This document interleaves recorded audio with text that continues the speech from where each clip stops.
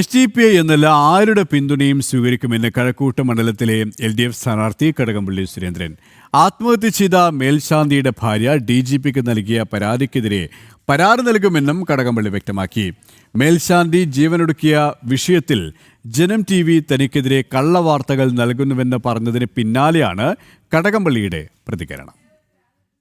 SDPI എന്നല്ല ആരുടെ പിന്തുണയും തെരഞ്ഞെടുപ്പിൽ സ്വീകരിക്കുമെന്ന് കഴക്കൂട്ടം മണ്ഡലത്തിലെ LDF സ്ഥാനാർത്ഥി കടകംപള്ളി സുരേന്ദ്രൻ പറഞ്ഞു. ആത്മഹത്യ ചെയ്ത മുല്ലൂർ ശ്രീ ഭഗവതി ക്ഷേത്രത്തിലെ മേൽശാന്തി വിഷ്ണുവിന്റെ ഭാര്യ തനിക്കെതിരായി നൽകിയ പരാതിക്കെതിരെ DGPക്ക് പരാതി നൽകുമെന്നും ഈ കേസിൽ ക്രൈംബ്രാഞ്ച് അന്വേഷണം ആവശ്യപ്പെടുമെന്നും കടകംപള്ളി സുരേന്ദ്രൻ പറഞ്ഞു. EPയുടെ കാര്യമൊന്നും എനിക്കറിയില്ല. ഒരുപാട് പേര് ഇടതുപക്ഷത്തിന് പിന്തുണ പ്രഖ്യാപിച്ചിട്ടുണ്ട്. ആ പിന്തുണയെല്ലാം നല്ലതല്ലേ?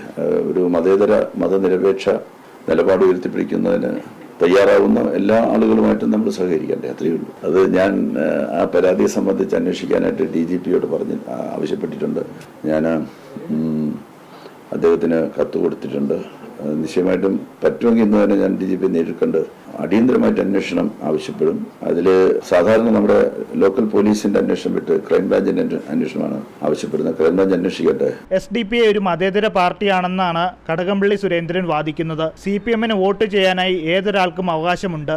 4 വോട്ടിന് വേണ്ടി SDPI പോലുള്ള തീവ്ര വർഗീയ പാർട്ടിയെ വെള്ള പൂശാനാണ് CPM ശ്രമിക്കുന്നതെന്നാണ് ഇതിലൂടെ തെളിയുന്നത്. ജനം, തിരുവനന്തപുരം.